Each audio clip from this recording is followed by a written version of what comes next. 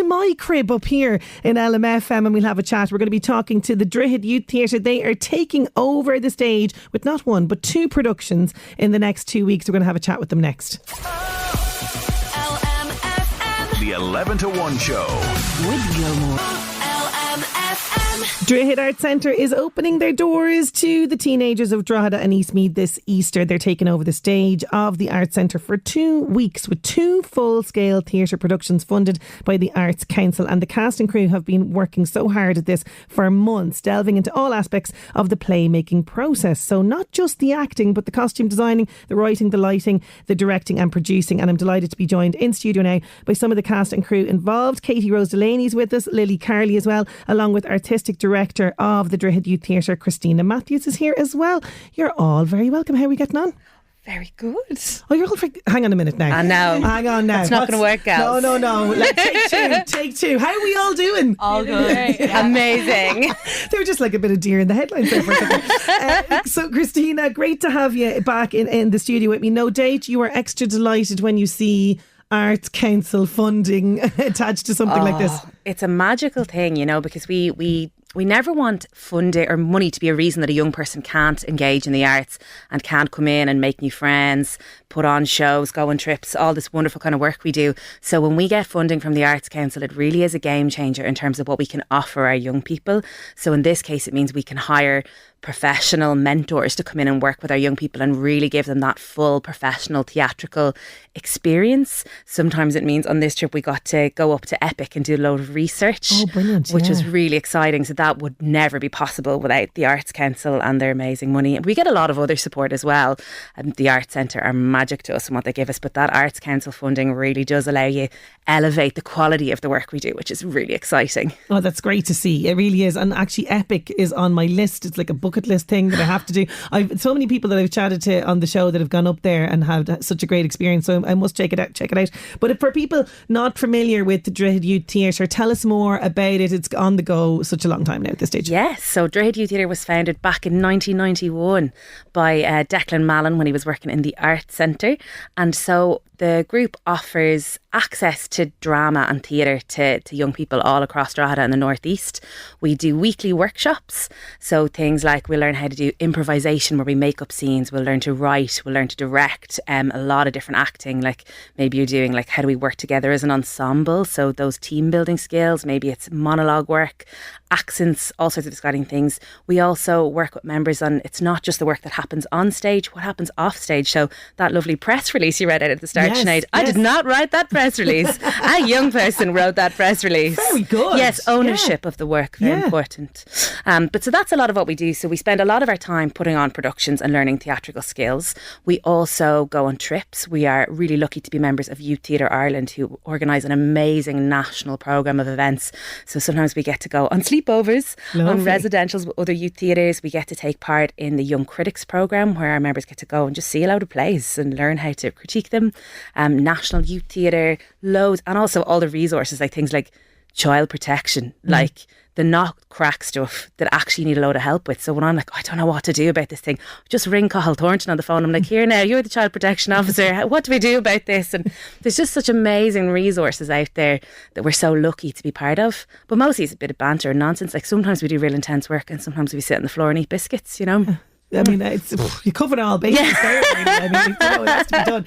But, as somebody that was a member of this myself, it is really important to have that creative outlet as a young person. It builds confidence as well for the people that, like me, who are so shy. You know what I mean? So, I mean, it's very, very valuable. It really is. So let's bring in some of the members here. Just want to have a chat here with Katie Rose. First of all, Katie Rose, great to see you back again. I met you last year, I remember, about one of the rehearsals. So tell us a little bit about how long you've been involved in Droichead Youth Theatre. Yeah, so I started in Droichead Youth Theatre when I was 11, and I'm 18 now, so that's 7 years. So I've really kind of grown up with the youth theatre, I've become like a whole different person. Like if 11-year-old me could see me now, she'd have no idea who I was.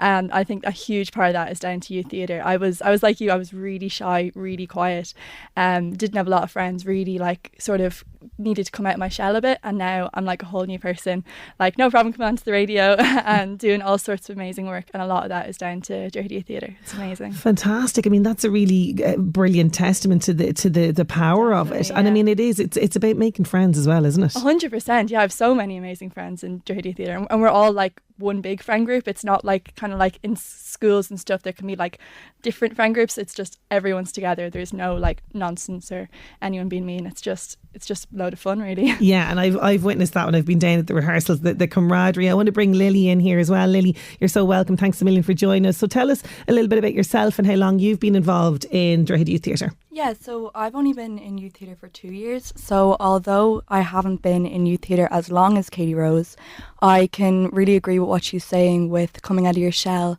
and getting to know loads of new people.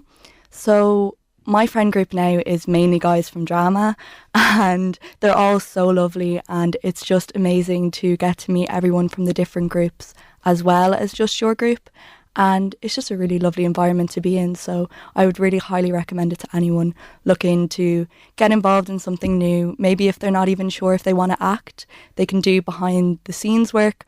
I know myself, I'm working on lights. Last year, that's what I did, as well as acting. So there's really something for everyone, and I feel like that's really unique about Droichead Youth Theatre. Yeah, because some people can be a little bit daunted going through the door, you know, they're thinking, oh, I have to act, I have to perform, but absolutely not the case at all.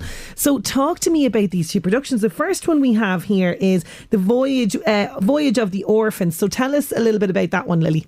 Yeah, so Voyage of the Orphans is a play about young girls travelling to Australia during the famine.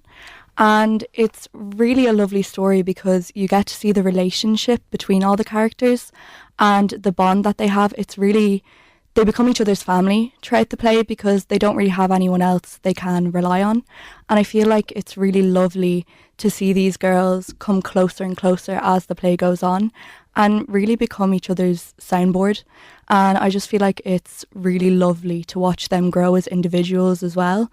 And it's really nice as well that you have some of the other characters who aren't necessarily famine orphans themselves, like people in power, like the matron, the reverend. And it's nice to see the different dynamic between them and the girls and how their lives are completely different and how it's no fault of their own, but they've just managed to find themselves stuck in a bad situation. But they're really being given the chance to find a new life for themselves and really make something of themselves, which I think is really lovely.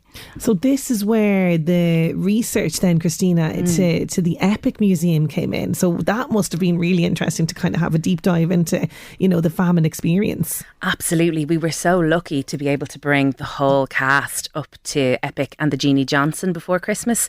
And particularly, I think the Jeannie Johnson tour, if you're doing Epic, I'd really recommend including your Jeannie Johnson experience in there as well, because we got to go on a replica famine ship. Oh wow. And that was incredible to feel what it was like to be on deck. Even though you're parked in Dublin, it's still very windy, there's a lot of stuff going on, you're getting that spray, and then going down below deck where they have it made up with, you know, the beds, how small the space was for how many people were on them.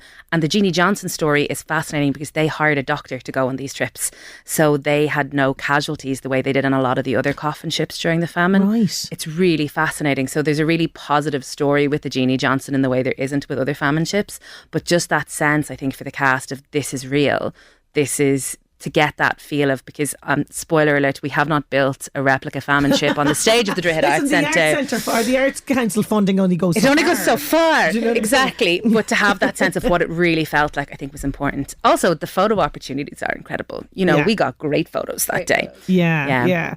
And in terms of the story itself then, Lily, so give us a little bit of a background to what's the actual plot of this. Yes, so the girls start off in the workhouse and then they get given the opportunity to go on a voyage to England and then further on to Australia in order to start their new life. So they become indentured servants, which at the start is kind of hard for them to wrap their head around. They don't really know what the meaning of this is, and they were kind of promised all frills and bows, and they didn't realise that they'd have to do all this work when they get there. So when they get there, it's a little bit of a shock to the system, but they manage to adjust, and they end up in working for different families as pretty much servants, and they have to work off their indentures, and then once they do that, they can become free to live out their lives in Australia. So at the end of the play, we don't really see them get to live out their indentures, but it's really interesting to see the journey that they go on. Yeah, because it's the voyage, it's the journey, absolutely, as you say. And I'm just going to bring Katie Rose back in there to talk about the second one, because this is just one of two. I mean, you don't do things by halves, do you? Definitely not at all. So this one is Tales of Larkafenc. Am I saying that right? Yeah. Okay, tell us about this, because the name of this now is very cool. Tell us where the name comes from. So we wrote this play ourselves, and it's a fairy tale for kind of set for children age kind of like 8 to 12 would be the main age range. But we'd no idea what to call it because it was a world we made up ourselves. So one of the cast had an amazing idea to get all of the first initial of our names, and we spent a whole workshop trying to come up with a word that sounded somewhat like what we could use. Well, it is very fairy tale like, I'm going to say. That's what we thought as well. We were very excited when we figured it out. But yeah, Larkafenc is the first initial of everyone's name in the cast. I love that idea. So tell us about this. So this is fully in the realm of fantasy. You guys devised this show yourself, which is absolutely amazing. So give us an idea of the plot. Definitely. So the play centres around 3 pirates who are going on a quest. They've been sent on a journey by a witch to get ingredients for a spell that she needs to stay young forever. So we follow these 3 pirates on their journey to find all these ingredients. So they go to the land of the fairies, and they go to the land of the goblins, and they go to a shady shopkeeper, and it's all about them trying to figure out who they are at the same time trying to make their quest happen. It's really, really interesting. Oh, witches are always looking for potions, aren't they? Potions. I mean, yeah, absolutely. But the great thing about this as well is, as we alluded to earlier on, and Lily was mentioning about the lights, is that you guys got to be really hands-on in the directing and producing side of this. So what was that like? Yeah, definitely. So we didn't know what we wanted to do at the start of the year. The majority of my group are doing their Leaving Cert this year. So we just knew we wanted to do something a bit light and a bit fun. Need a lot of whimsical. Yeah, exactly. A bit of a break from the Leaving Cert. So that's what we decided on. And yeah, we've written the majority of it ourselves. We've been directing different pieces that we aren't in. Everyone's a cast member, but also everyone's helping out with some kind of the production element to it as well. So it's a really kind of youth devised piece, and it's brilliant. That's fantastic. I mean, Christina's sitting there nodding very proudly beside the two there. Oh, but she used to be 11 and now she's 18. Do you know what I mean? Oh, I'm not able. I don't know. I think this one is the witch drinking from the fountain of youth, because she hasn't aged at all in this whole process. But you must be so proud to see them get this hands-on creative experience behind the scenes as well. Absolutely. It's so magic, especially because I know it feels mad to harp back a bit, but when we had to shut down over COVID, it felt like we were never getting back in, and a lot of our members never got to have their big final moment in youth theatre. So to finally be at a point now where Katie Rose and her gang, who started when they were 11, had just started to get interested in theatre, and then it was all taken away, to see them get to this point where they're writing their own plays and doing lighting designs and writing press releases and organising sponsorship and all sorts. It's really magic, and it's that's what's magic about my job. It's, for me, it sounds strange as a director, but when I get to hand over the work to other people, that's when I know I've really succeeded at my job, because the young people are able to take ownership of what's going on. And I think it's part of the teenage condition in general. I'm seeing so much more anxiety in the young people than I would have even 10 years ago in this job. But and I think COVID really made that even worse, that heightened sense of, I don't want to be in charge, I don't know how to do this, I'm just going to take a step back. And that fear is so real. So to see our young people step out there and be like, I'm going to do it, I'm going to be like a fairy who sings jazz and I'm going to do whatever, and I'm going to be a pirate on a quest. That's the selling point for the Absolutely. Play. It's for no good reason there are 2 scenes in a jazz bar, because that's what Ryan wanted, and so Ryan wrote the scene in a jazz bar, and that kind of thing, where it's like claiming your space. I think young people struggle sometimes with being like, I deserve my space in the world. And that's what this gang, both plays, have really shown an ability to be like, I want to be front and centre. I want to take control, and I can be in charge, and I can lead things, and my voice is important, and you should listen to me. Yeah. So that's the magic. That is the magic of Droichead Youth Theatre. It really is. So people can get tickets. Droichead.com is the best place. The Voyage of the Orphans is this week, the 28th, so starting tomorrow till the 30th at 7 p.m. And then the week after then we have the next show, which is from the 4th until the 6th of April at 7 p.m. Guys, thank you so much for taking time out to have a chat and to come in. Sinead, thank you so much for having us. And I've got to tell you, I don't think you were going to be let away.